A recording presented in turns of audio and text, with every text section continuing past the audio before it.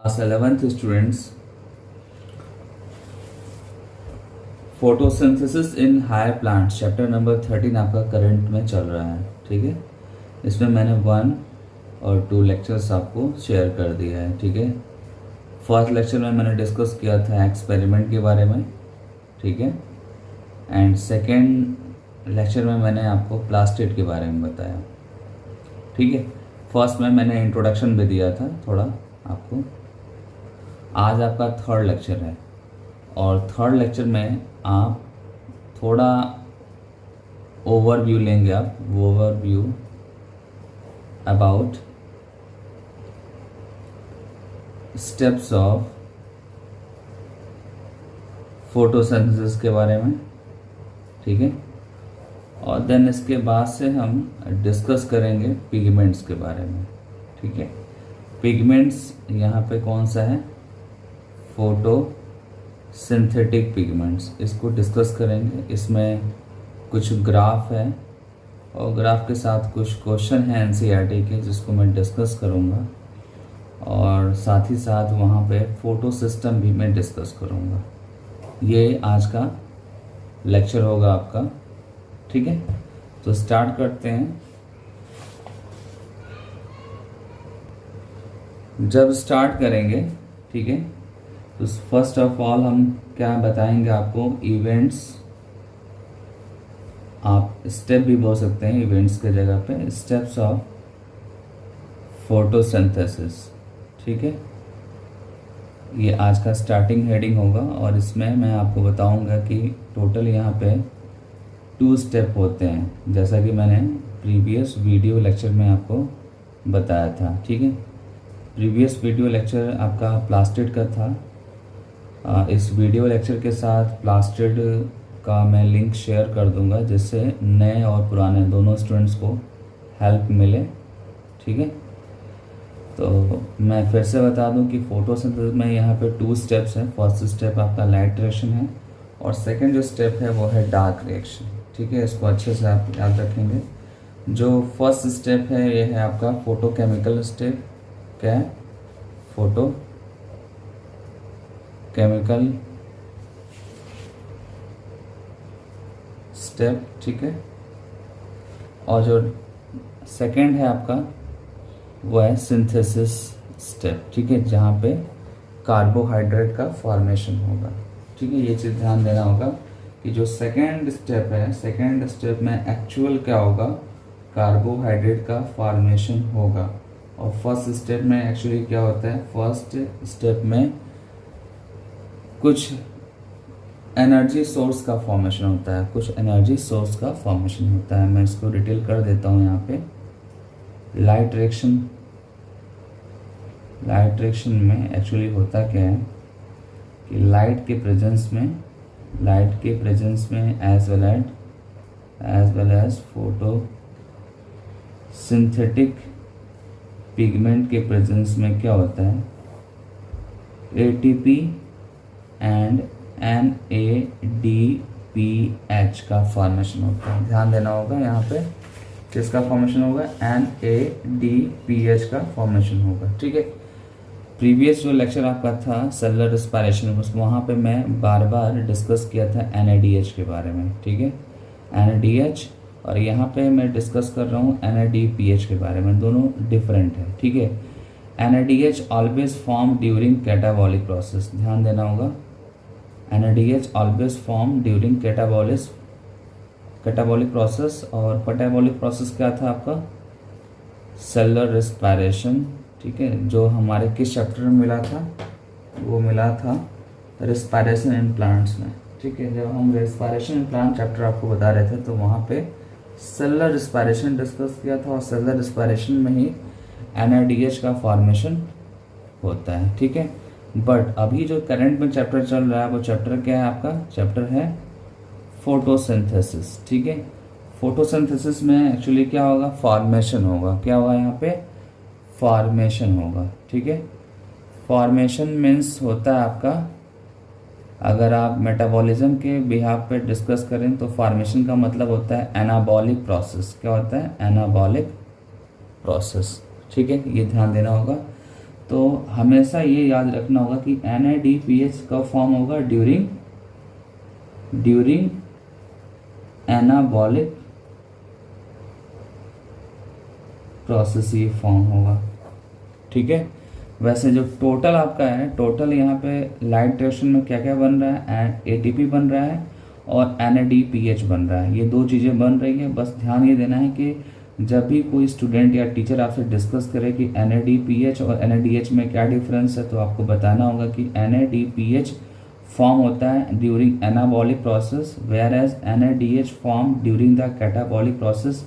Example अगर आपको बताना है तो आप बताएंगे सेलुलर रेस्पिरेशन में NADH का फॉर्मेशन होता है और फोटोसिंथेसिस में NADPH का फॉर्मेशन होता है। ठीक है, वैसे जो है हमारा यहाँ मोटिव जो है वो क्या है, सिग्निफिकेंस ऑफ लाइट रिएक्शन, तो आपका आंसर होगा to prepare ATP and NADPH। ठीक है, अब ये दोनों जो है ये क्या है, एक तरीके से एनर्जी सोर्स है। ये क्या है, एनर्जी सोर्स है, और एनर्जी सोर्स है तो इस एनर्जी सोर्स का आगे कहाँ पे यूज़ होने वाला है, इसका यूज़ होने वाला है डार्क रिएक्शन में। ठीक है, कहाँ पे यूज़ होगा, ये डार्क रिएक्शन में ये यूज़ होगा।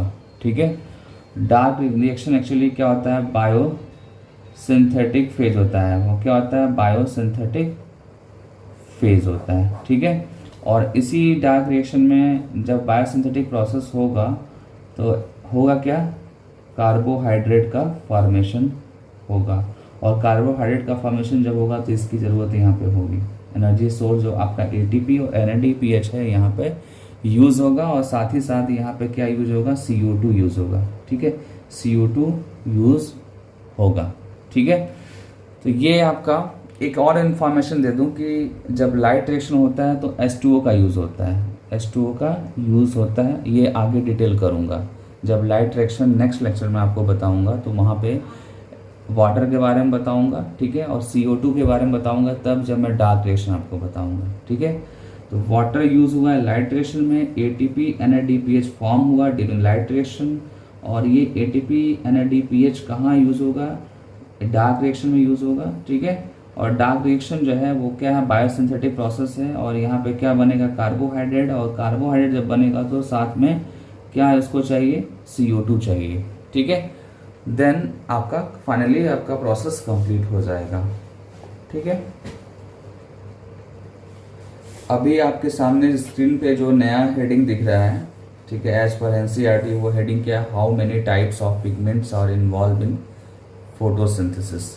ठीक है, मतलब कितने टाइप के पिगमेंट्स यहाँ पे इन्वॉल्व होते हैं। ठीक है, तो सबसे पहले मैं आपको बता दूं कि यहाँ पे डिफरेंट टाइप के पिगमेंट्स यूज़ होते हैं। ठीक है, अगर आप ग्रुपिंग करके बताएंगे तो यहाँ पे 2 ग्रुप हैं। वैसे नंबर के भी यहाँ पे अगर डिस्कस करेंगे पिगमेंट्स, तो पिगमेंट्स बहुत सारे होते हैं। ठीक है, पिगमेंट्स बहुत सारे होते हैं। वैसे ग्रुपिंग करेंगे तो मैंने बताया आपको, जब ग्रुपिंग करेंगे तो आपको ओनली 2 ग्रुप मिलेगा। एक होगा आपका मेन पिगमेंट्स जिसको आप बोलते हैं चीफ पिगमेंट क्लोरोफिल ए, और जो आपका अदर होगा उसको हम कैटेगराइज करते हैं एसेसरी पिगमेंट्स में। ठीक है, एसेसरी पिगमेंट्स और चीफ पिगमेंट्स, ये 2 कैटेगरी होंगी, चीफ पिगमेंट्स और एसेसरी पिगमेंट्स, ये 2 कैटेगरी हैं। ठीक है, और दोनों का डिटेल में आगे करूँगा। बट अगर नंबर की बात करेंगे, नंबर ऑफ फोटोसिंथेटिक पिगमेंट्स तो बहुत सारे हैं। ठीक है, जैसा कि NCERT ने डिस्कस किया है यहाँ पे आपके सामने, क्लोरोफिल ए है, क्लोरोफिल बी है, जेंथोफिल है, कैरोटिनॉइड्स हैं। ठीक है, ये सारे क्या हैं, ये सारे के सारे आपके फोटोसिंथेटिक पिगमेंट्स हैं। एक और आपका है यहाँ पे, वो कैरोटिनॉइड्स की कैटेगरी में आता है, जिसको बोलते हैं कैरोटीन। क्या बोलते हैं उसको, कैरोटीन बोलते हैं। ठीक है, actually xanthophylls and carotene both are the type of carotenoids, both are the type of carotenoids. ठीक है, तो 1 2 3 4 ये 4 एक्चुअली में है। ठीक है, कैरोटिनॉइड्स के ये 2 टाइप हैं। फर्स्ट आपका क्या है, कैरोटीन है, और सेकंड आपका क्या है, जेंथोफिल है। तो जब काउंट करेंगे तो 1 2, ठीक है, देन 3 एंड 4 होंगे। ठीक है, यहाँ पे आप देखो कि यहाँ पे मैंने बताया ये है कि डिफरेंट टाइप के बहुत सारे फोटोसिंथेटिक पिगमेंट्स है, बट उनको अगर स्टडी करना हो आपको, ठीक है, उनको अगर स्टडी करना होगा तो आपको यूज़ करना होगा क्या, पेपर क्रोमेटोग्राफी, पेपर क्रोमेटोग्राफी। ठीक है, ये एक टेक्निक है, ये क्या है, एक टेक्निक है। जैसे कि आप माइक्रोस्कोप से स्टडी करते हैं, सिमिलरली यहाँ पे हम एक टूल यूज करने वाले हैं, टेक्निक यूज करने वाले हैं, that is called paper chromatography. इसके थ्रू जो है हम क्या करेंगे, पिगमेंट्स को, फोटोसिंथेटिक पिगमेंट्स को हम क्या करेंगे, उसको सेपरेट करेंगे क्रोमेटोग्राम में, क्रोमेटोग्राम में उसको हम सेपरेट करेंगे। ठीक है, जब सेपरेट कर लेंगे तो इंडिविजुअली हम उसकी स्टडी इजीली कर सकते हैं, इंडिविजुअली हम उसकी स्टडी कर सकते हैं। ठीक है, आप जब एनसीईआरटी पढ़ेंगे तो क्रोमेटोग्राम वर्ड भी मिलेगा आपको, क्रोमेटोग्राफी वर्ड भी मिलेगा।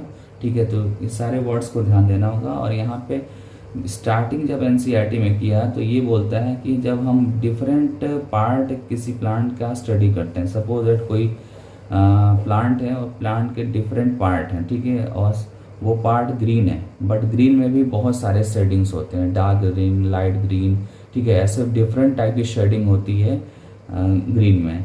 तो वो जो शेडिंग है डिफरेंट टाइप की ग्रीन कलर की, वो शेडिंग का मतलब कैसे आता है, उसका मतलब कैसे वो डिफरेंट शेडिंग में आ जाता है, तो उसका आंसर है different combination of photosynthetic pigments. ये जो पिगमेंट्स आपके सामने दिख रहे हैं, इनका डिफरेंट रेशियो, इनका कॉम्बिनेशंस जो है वो अलग अलग ग्रीन कलर को डिटरमाइन करता है। ठीक है, आप यहाँ पे देख सकते हैं, an answer to this questions can occur when we remove the pigments leaf from the leaf and do its paper chromatography and separate it. ठीक है, मतलब कि हम जो लीफ पे पिगमेंट्स हैं उनको हम सेपरेट कर सकते हैं, किसके हेल्प से, पेपर क्रोमेटोग्राफी के हेल्प से। ठीक है, chromatographic separation of leaf pigments show that the color that we see in leaf is not due to a single pigments but due to the four pigments। ठीक है, कह रहा है कि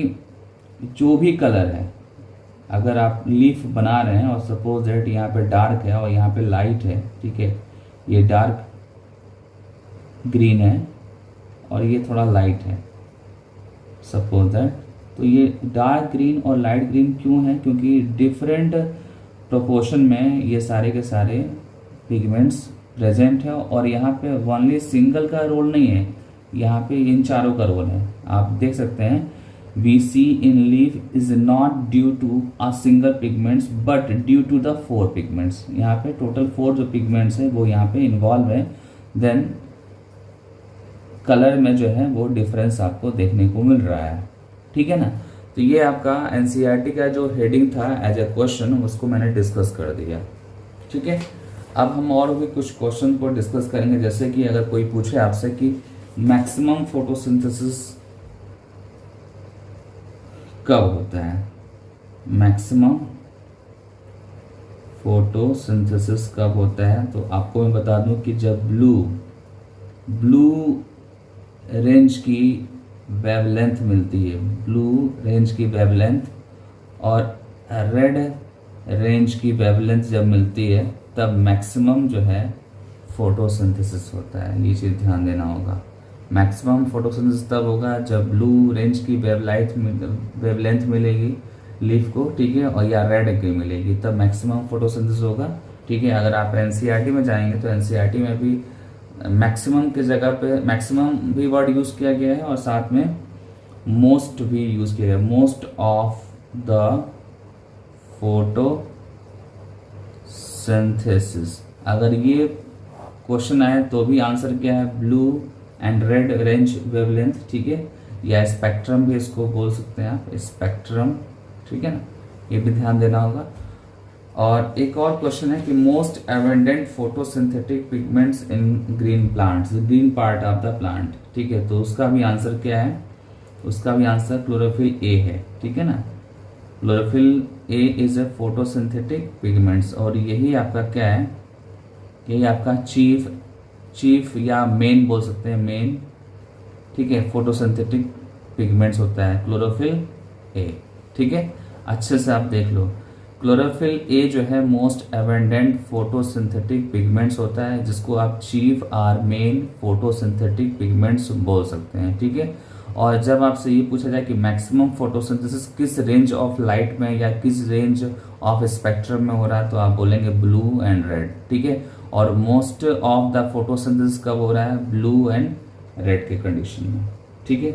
ये चीज़ें आप ध्यान देंगे, ठीक है ना। ये एनसीईआरटी में दिया है, इसलिए मैं यहाँ पर डिस्कस कर रहा हूँ।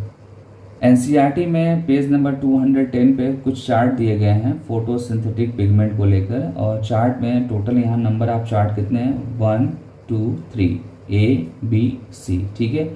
और यहाँ पे पैरामीटर डिफरेंट है, जैसे कि अगर आप फर्स्ट ग्राफ की बात करें, फर्स्ट चार्ट की अगर बात करें, तो यहाँ पे क्राइटेरिया यूज़ किया गया है इस एक्सिस पे, absorption of light by chloroplast pigment. मतलब इस पे क्या है आपका क्लोरोप्लास्ट पिगमेंट का एब्जॉर्प्शन है, ठीक है। और इस एक्सिस पे आपका क्या है, wavelength of light in nanometers, ठीक है, ध्यान देना होगा। इस एक्सिस पे wavelength of light in nanometer है, nm, ठीक है। और यहाँ पे पैरामीटर यूज़ किया गया है absorption of light by chloroplast pigment, ठीक है। तो जब आप ये दोनों क्राइटेरिया लेके ग्राफ को स्टडी करेंगे तो आपको देखने को मिल रहा है कि यहाँ पे ग्रीन जो है कलर का एक लाइन आपको दिख रहा है, ठीक है। ग्रीन कलर दैट मीन्स कि क्लोरोफिल बी का है, ये क्लोरोफिल बी का, ठीक है। और ये जो ब्लू दिख रहा है, ब्लू जो लाइन है वो रिप्रेजेंट कर रहा है क्लोरोफिल ए का, ठीक है, क्लोरोफिल ए का। और जो येलो दिख रहा है ये ये जो येलो दिख रहा है वो कैरोटीनॉइड्स का है, किसका है, कैरोटीनॉइड्स का है, ठीक है। तो आपको देखने को ये मिल रहा है कि अलग अलग फोटोसिंथेटिक पिगमेंट्स है और उनका अलग अलग एब्जॉर्प्शन है। जो हमारा यहाँ पे क्राइटेरिया है वो क्राइटेरिया है एब्जॉर्प्शन, ठीक है, of light by chloroplast pigments. मतलब डिफरेंट फोटोसिंथेटिक पिगमेंट्स का डिफरेंट क्या है, एब्जॉर्प्शन है लाइट का, ठीक है। आप यहाँ पे देख सकते हैं कि जो क्लोरोफिल ए है जिसको ब्लू लाइन से रिप्रेजेंट किया गया है, इसके 2 पीक्स बन रहे हैं, 2 बिग साइज के पिक्स बन रहे हैं, ठीक है। दैट मीन्स कि ये आपका क्या होगा, मेन जो है photosynthetic pigment, chief photosynthetic pigment है आपका। और जो ग्रीन दिख रहा है दैट मीन्स कि क्लोरोफिल बी जो है, इसका एक तो बड़ा पिक बन रहा है और दूसरा छोटा पिक बन रहा है, ठीक है। और जो कैरोटीनॉइड्स है इसके पिक्स तो 2 बन रहे हैं बट बहुत कम डिफ्लेक्शन दिख रहा है यहाँ पे। तो यहाँ पे भी आप बोल सकते हैं कि एब्जॉर्प्शन उतना अच्छा नहीं है जिस तरीके से क्लोरोफिल ए का है, क्योंकि क्लोरोफिल ए में 2 बड़े पिक्स आपको देखने को मिल रहे हैं। ये जो पिक दिख रहा है आपको, ये जो दिख रहा है ये एक्चुअली किस रेंज की लाइट का है,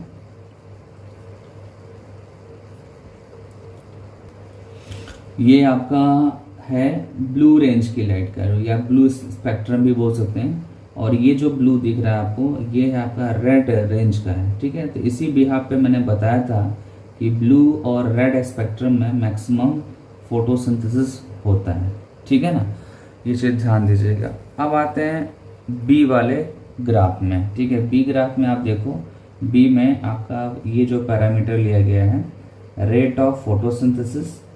रेट ऑफ फोटोसिंथेसिस को हम मेज़र कैसे करते हैं, ये इंपॉर्टेंट पॉइंट है, इसको अच्छे से लर्न करना होगा। जब भी आप रेट ऑफ फोटोसिंथेसिस मेज़र करेंगे तो वो किस पर डिपेंड करेगा, वो डिपेंड करेगा ऑक्सीजन इवॉल्व होने को लेकर या ऑक्सीजन रिलीज और इवॉल्व सेम थिंग, ठीक है। मतलब कि जब आप फोटोसिंथेसिस का रिएक्शन जब आप लिखते हैं तो रिएक्शन में आपने देखा होगा कि लास्ट में क्या मिलता है आपको, ऑक्सीजन मिलता है, ठीक है। तो ये ऑक्सीजन क्या होता है, एटमॉस्फेयर में रिलीज होता है, ठीक है। तो ये कितना अमाउंट में रिलीज हो रहा है वो डिसाइड करेगा किसको, ये डिसाइड करेगा रेट ऑफ फोटोसिंथेसिस। इसको आप अच्छे से लर्न करेंगे, नोट्स में ऐड करेंगे, ठीक है। ऑक्सीजन इवॉल्व कितना हो रहा है, कितने अमाउंट में हो रहा है, तो वो अमाउंट जो है वो डिटरमाइन करेगा किसको, रेट ऑफ फोटोसिंथेसिस को, ठीक है। तो ये जो आपका रेट ऑफ फोटोसिंथेसिस है वो उसका जो है इस एक्सिस पे इसको रखा गया है, ठीक है। और ये आपका दूसरा एक्सिस है, दूसरे एक्सिस पे एज इट इज क्या मेंशन होगा, wavelength of light in nanometer. यहाँ पे wavelength in light in nanometer आप मेंशन कर सकते हैं। और जब ये दोनों क्राइटेरिया लेके आप स्टडी करेंगे तो आपको यहाँ पे दो पीक देखने को मिल रहा है, एक पीक यहाँ पे देखने को मिल रहा है, दूसरा पीक यहाँ पे देखने को मिल रहा है। और ये दोनों पीक जो है ये रिप्रेजेंट कर रहे हैं किसको, ये रिप्रेजेंट कर रहे हैं आपके ब्लू और रेड स्पेक्ट्रम को। ब्लू और रेड स्पेक्ट्रम पे रेट ऑफ फोटोसिंथेसिस जो होता है वो मैक्सिमम होता है, ठीक है। ब्लू एंड रेड स्पेक्ट्रम पे रेट ऑफ फोटोसिंथेसिस जो होता है वो मैक्सिमम होता है। उस टाइम पे ऑक्सीजन का इवॉल्व होना है, ऑक्सीजन इवॉल्व अगर हो रहा है तो ब्लू और रेड लाइट के स्पेक्ट्रम पे इवॉल्व हो रहा है। और ये किस पे डिपेंड करता है, ये डिपेंड करता है क्लोरोफिल ए पे, क्योंकि क्लोरोफिल ए जो है वो ब्लू और रेड स्पेक्ट्रम की लाइट को अच्छे से एब्जॉर्ब करके रेट ऑफ फोटोसिंथेसिस को मैक्सिमम करता है, ठीक है ना। तो ये मैंने डिस्कस कर लिया बी वाले ग्राफ को। अब आते हैं सी वाले ग्राफ पे। सी वाले ग्राफ में आपको यहाँ पे ब्लैक लाइन दिख रहा है और ब्लू लाइन दिख रहा है, ठीक है। ब्लू और ब्लैक में डिफरेंस क्या है ये समझिए आप। जो ब्लू लाइन है वो सिंपली शो करता है एब्जॉर्प्शन को, ठीक है ना, मतलब कि लाइट जो इंसिडेंट लाइट है जो आ रहे हैं, सनलाइट जो आ रही है, ठीक है, वो सनलाइट जो है एब्जॉर्ब हो रहा है तो उसके लिए ये ब्लू लाइन है। बट एब्जॉर्ब हो रहा है तो क्या फोटोसिंथेसिस हो रहा है या नहीं हो रहा है, ठीक है। दैट मीन्स सपोज दैट ये कोई फोटोसिंथेटिक सरफेस है, यहाँ पे लाइट आया, तो लाइट आने का मतलब ये नहीं होता है कि 100% जो है यहाँ पे फोटोसिंथेसिस होगा, ठीक है। आने के बाद कुछ अमाउंट का फोटोसिंथेसिस होता है और मे भी कुछ अमाउंट का फोटोसिंथेसिस ना हो पाए। उस कंडीशन में जो है एब्जॉर्प्शन स्पेक्ट्रम का पीक अलग होगा और रेट ऑफ फोटोसिंथेसिस का जो होगा पीक डिफरेंट होगा। रेट ऑफ फोटोसिंथेसिस एक्चुअली में रिप्रेजेंट करता है किसको, एक्शन स्पेक्ट्रम को, ठीक है। आप ध्यान दीजिएगा, ये जो आपका ब्लैक कलर का दिख रहा है लाइन, ये एक्शन स्पेक्ट्रम एक्चुअली में वो बताता है कि क्या फोटोसिंथेसिस हो रहा है, उसका रेट कितना है, ऑक्सीजन कितना इवॉल्व हो रहा है, उसको वो डिफाइन करता है। वेयर एज जब आप ये जो ब्लू लाइंस को फोकस करेंगे तो ये सिंपली ये शो करेगा कि इंसिडेंट लाइट हो रही है सन से, बट वो ओनली एब्जॉर्ब हो रहा है, वर्क कर रहा है या नहीं कर रहा है, इसको आप ब्लू लाइन से जस्टिफाई नहीं कर सकते हैं, ठीक है। तो ये 3 ग्राफ यहाँ पे दिए गए हैं, इस पे अच्छे से वर्क करना होगा, क्योंकि जो अच्छे वाले क्वेश्चंस होते हैं यहाँ से ग्राफ से पूछे जाते हैं, ठीक है। और हर लाइन को आपको ध्यान देना है, यहाँ पे हर एक पैरामीटर्स को ध्यान देना है। यहाँ पे जो फर्स्ट वाला आपका ग्राफ था इसमें एब्जॉर्प्शन ऑफ लाइट की बात हो रही थी, ठीक है, एब्जॉर्प्शन ऑफ लाइट की बात हो रही थी। यहाँ पे रेट ऑफ फोटोसिंथेसिस की बात हो रही है, यहाँ पे लाइट एब्जॉर्प्शन हो रहा है, बट लाइट एब्जॉर्प्शन के 2 क्राइटेरिया है, एक ओनली एब्जॉर्ब होने के लिए और दूसरा एक्शन होने के लिए, ठीक है। एक्शन का मतलब कि जो वर्क कंप्लीट हो रहा है या नहीं हो रहा है, उसकी रेट क्या है, उसमें कितना ऑक्सीजन का नंबर रिलीज हो रहा है, ये सारी बातें ब्लैक वाली लाइन शो करेगी, ठीक है। तो इसको एक साथ हम पढ़ने की कोशिश करेंगे, ठीक है ना।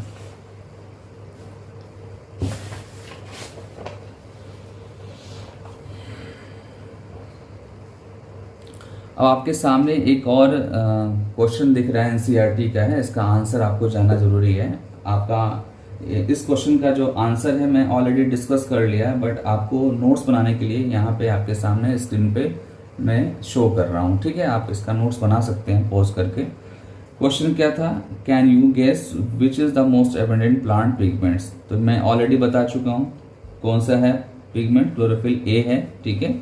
और आपको पता है क्लोरोफिल ए जो है ये मोस्ट एबंडेंट है और ये लाइट एनर्जी को केमिकल एनर्जी में कन्वर्ट करता है, ठीक है। और ये कब ज़्यादा फोटोसिंथेसिस करता है, जब इसको ब्लू स्पेक्ट्रम मिलता है और रेड स्पेक्ट्रम मिलता है, ठीक है। सारी चीज़ें मैंने ऑलरेडी आपको बता दिया, सिंपली आप नोट्स बनाइए इसका, ठीक है।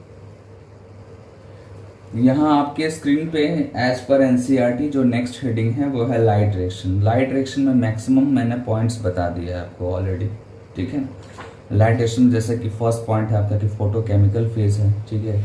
और इसमें क्या फॉर्म होता है, ये फॉर्म होता है एटीपी, एनएडीपीएच फॉर्म होता है। यूटिलाइज क्या होता है, तो मैंने ऑलरेडी बताया कि वाटर यूटिलाइज होता है, ठीक है।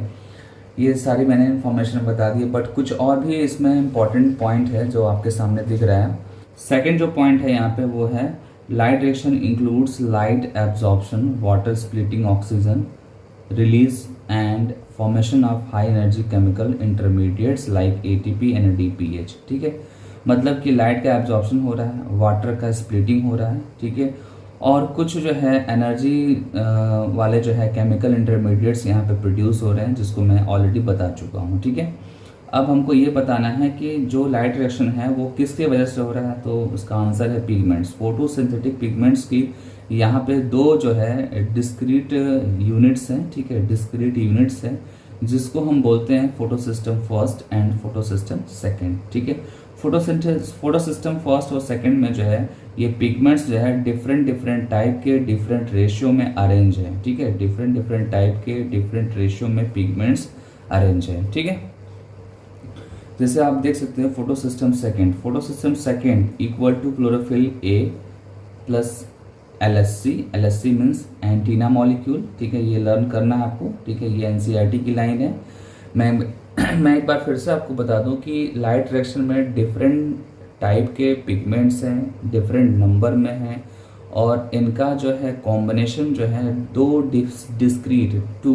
डिस्क्रीट जो है यूनिट्स बना रहे हैं। यूनिट्स क्या हैं? Photosystem first and photosystem second. ठीक है, यहाँ पे फोटोसिस्टम सेकेंड में जो है क्लोरोफिल ए है। ठीक है, देन LSC है। LSC का सेकेंड नेम एंटीना मॉलिक्यूल्स।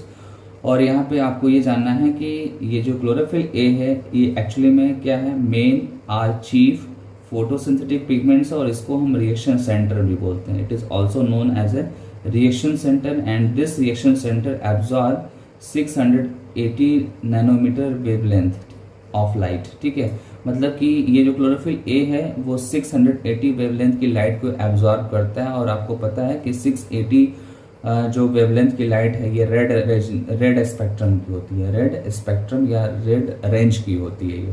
ठीक है, और LSC की अगर बात करें तो LSC में डिफरेंट टाइप के एसेसरी फोटोसिंथेटिक पिगमेंट्स होते हैं। ठीक है, डिफरेंट टाइप के एसेसरी फोटोसिंथेटिक पिगमेंट्स होते हैं, और all these accessory photosynthetic pigments bounded by protein layer. ठीक है, अब मैं इसको थोड़ा डायग्राम से समझाने की कोशिश कर रहा हूँ। जैसे कि सपोज दैट ये रिएक्शन सेंटर हो गया, दैट इज क्लोरोफिल ए, और इसके चारों तरफ जो है ये क्या है आपका? ये एसेसरी पिगमेंट्स है। ये क्या है? एसेसरी पिगमेंट्स हैं जो बाउंडेड किससे हैं? Bounded by the protein code. फिर से एक बार बता दूं, सेंटर में क्या है? रिएक्शन सेंटर, जिसको हम क्या बोल रहे हैं? Chlorophyll a. ठीक है, this is a main or chief photosynthetic pigments and bounded by different accessory photosynthetic pigments, जिसको हम क्या बोल रहे हैं? LSC भी बोल रहे हैं, या LSC के अंदर ये एसेसरी फोटोसिंथेटिक पिगमेंट्स हैं। ये ज़्यादा होगा बेटर बोलना। ठीक है ना, LSC के अंदर क्या होंगे? एसेसरी फोटोसिंथेटिक पिगमेंट्स होंगे, और ये जो LSC है ये बाउंडेड होता है प्रोटीन के लेयर से। This is a protein layer.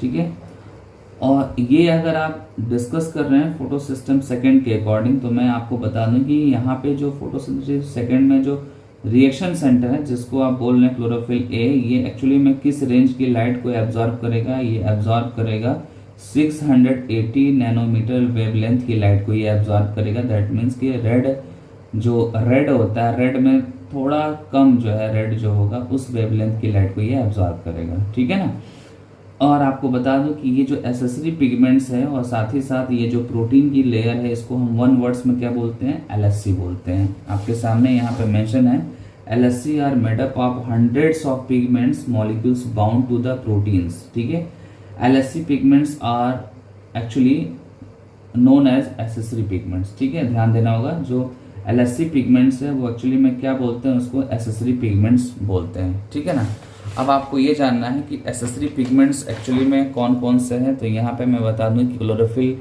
B है, जेंथोफिल है। ठीक है, और आप बोल सकते हैं कैरोटीन भी आप बोल सकते हैं। कैरोटीनॉइड्स बोलना अच्छा नहीं है, बट NCERT ने लिखा है तो हमको भी लेके चलना होगा। NCERT ने कैरोटीनॉइड्स बोला है, बट एक्चुअल देखा जाए तो कैरोटीनॉइड्स के 2 टाइप्स होते हैं, कैरोटीन एंड जेंथोफिल्स। ये चीज़ आपको ध्यान देना है, रॉन्ग है बट आपको एज इट इज़ NCERT के अकॉर्डिंग लर्न करना है। फिलहाल NCERT ने लिखा है कि एसेसरी पिगमेंट्स में chlorophyll b, xanthophylls and carotenoids होते हैं। ठीक है, ये चीज़ आपको कहाँ पे मेंशन करना है, आपको जब इस डायग्राम को बनाना है तो डायग्राम के अंदर ये आपको दिख रहा है xanthophyll, carotenoids and chlorophyll b, ठीक है। ये है आपका, वही चीज़ मैंने यहाँ पे मेंशन कर रखा है कि LHC are made up of hundreds of pigments, ठीक है, molecules bound to the proteins. और ये जो पिगमेंट्स हैं वो एक्चुअली क्या है, एसेसरी पिगमेंट्स है। एंड एसेसरी पिगमेंट्स जो है वो क्लोरोफिल बी है, जेंथोफिल है और कैरोटीनॉइड्स है, ठीक है। अब आते हैं फोटो सिस्टम फर्स्ट पे। फोटो सिस्टम फर्स्ट में देखो, फर्स्ट जो पार्ट है फोटो सिस्टम फर्स्ट का वो है क्लोरोफिल ए है, ठीक है, एंड प्लस LHC यहाँ पे भी है, बट LHC के अंदर जो एसेसरी पिगमेंट्स है उनका रेशियो यहाँ पे डिफरेंट है। जब आप कंपेयर करेंगे इन दोनों से तो यहाँ पे जो है रेशियो जो होगा एसेसरी पिगमेंट्स का, दैट मीन्स कि कैरोटीनॉइड, जेंथोफिल्स, क्लोरोफिल बी जो है यहाँ पे डिफरेंट होंगे, ठीक है ना, इनका रेशियो डिफरेंट होगा सारे के सारे पिगमेंट्स का। और यहाँ पे एक चीज मैं बता दूं कि जब आप फोटोसिस्टम फर्स्ट के रिएक्शन सेंटर की बात करेंगे, सपोज दैट ये रिएक्शन सेंटर है आपका, तो रिएक्शन सेंटर जब आप डिस्कस करेंगे, यहाँ पे दिख रहा होगा आई थिंक आपको, जब आप रिएक्शन सेंटर डिस्कस करेंगे तो आपको ध्यान देना होगा कि यहाँ पे रिएक्शन सेंटर में जो क्लोरोफिल होगा वो क्लोरोफिल ए होगा और ये 700 वेवलेंथ की लाइट को एब्जॉर्ब करता है। ध्यान देना होगा, क्लोरोफिल ए यहाँ पे होगा, ठीक है, कब होगा, जब आप फोटो सिस्टम फर्स्ट की बात करेंगे। और यहाँ पे क्लोरोफिल ए जो है 700 वेवलेंथ की लाइट को ये एब्जॉर्ब कर रहा है, ठीक है, ये चीज ध्यान देना होगा आपको। ये सारी चीजें आपको आगे भी मिलेंगी, बट थोड़ा सा डिस्कस करना यहाँ जरूरी है।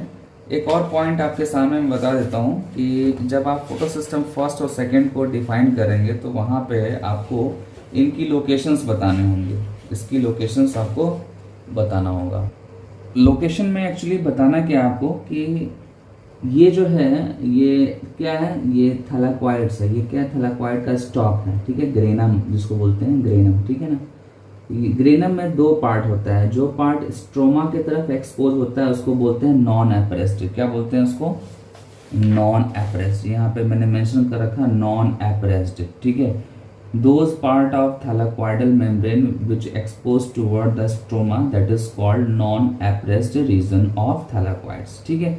बट जो सेंटर में यहाँ पे ये लाइन दिख रही है, ये लाइन दिख रही है, that is appressed part, that is appressed part, that is appressed part, ठीक है ना। तो जो एप्रेस्ड पार्ट है वो डिफरेंट है और नॉन एप्रेस्ड पार्ट वो डिफरेंट है। और इसी नॉन एप्रेस्ड और एप्रेस्ड के अकॉर्डिंग जो है आपको फोटो सिस्टम फर्स्ट और सेकंड की लोकेशन बतानी है आपको, ठीक है, फोटो सिस्टम फर्स्ट और सेकंड की लोकेशन बतानी है। जैसे फोटो सिस्टम सेकंड की अगर बात करें तो वो एप्रेस्ड रीजन में होता है। कहाँ पे होगा, वो एप्रेस्ड रीजन में होगा। बट जब आप फोटो सिस्टम सेकंड की बात करेंगे तो फोटो सिस्टम सेकंड जो होगा वो एप्रेस्ड रीजन में होगा, ठीक है। और जब आप फोटो सिस्टम फर्स्ट की बात करेंगे तो फोटो सिस्टम फर्स्ट जो होगा वो नॉन एप्रेस्ड रीजन में होगा, ठीक है, नॉन एप्रेस्ड रीजन में। दैट मीन्स कि जो स्ट्रोमा की तरफ एक्सपोज हो रहा है उस वाले पार्ट में आपको फोटो सिस्टम फर्स्ट मिलेगा, बट अंदर की तरफ क्या मिलेगा, फोटो सिस्टम सेकंड मिलेगा, जो कि यहाँ मैंने मेंशन कर रखा है, ठीक है ना। Photo system second found on appressed region of thylakoids, ठीक है। Photo system first found on non appressed region of thylakoids, ठीक है। यहाँ पे आप देखो photo system second found on appressed region of thylakoid, photo system first found in non appressed region of thylakoids, ठीक है। तो ये सारी इंफॉर्मेशन मैंने आपको बता दिया। अब ये चीजें जो है आगे डिस्कस करूंगा इसका डिटेल।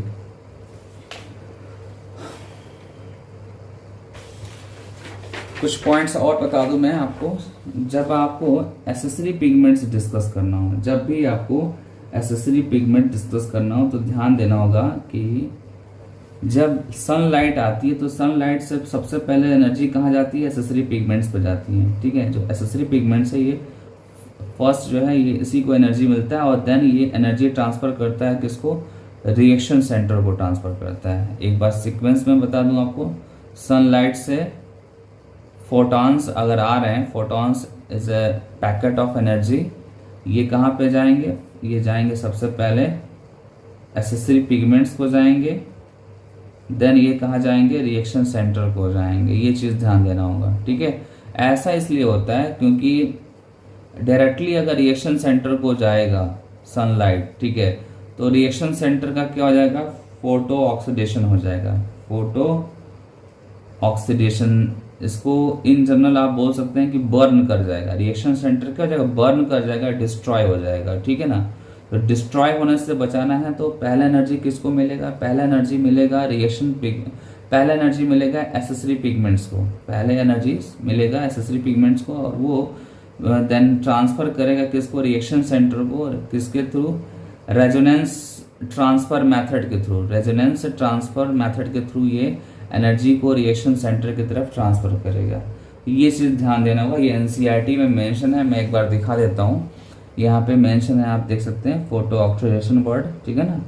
और इसका एडवांटेज ये है कि क्लोरोफिल ए को ये प्रोटेक्ट करता है, ठीक है। क्लोरोफिल ए क्या है, रिएक्शन सेंटर है, ठीक है। तो ऑलमोस्ट मैं सारे पॉइंट्स को बता दिया है मैंने, ठीक है ना। अब आगे डिस्कस करूंगा नेक्स्ट हेडिंग जो है, अपकमिंग जो हेडिंग है वो है इलेक्ट्रॉन ट्रांसपोर्ट। दैट मीन्स कि यहाँ पे डिस्कस होगा लाइट डायरेक्शन डिटेल में अकॉर्डिंग टू मैकेनिज्म। तब तक वेट करिए, और जो भी आज का लेक्चर मैंने बताया इसको अच्छे से आप रिवाइज करके नेक्स्ट लेक्चर में आप प्रेजेंट होंगे, ठीक है। Okay students, bye.